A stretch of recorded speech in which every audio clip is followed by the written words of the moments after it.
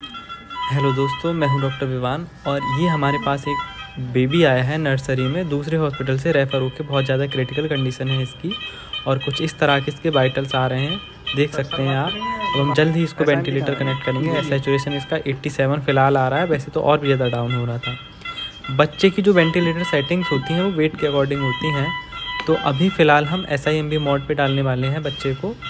और ये देखिए कुछ इस तरह से वेंटिलेटर की सेटिंग करी जा रही है। ऑक्सीजन कम होने लगा। तो और भी वीडियोस अब जो है नर्सरी वाले ही आएंगे कुछ टाइम तक। अब नर्सरी की सीरीज़ में लेकर आ रहा हूँ, तो चैनल को सब्सक्राइब कर लीजिए।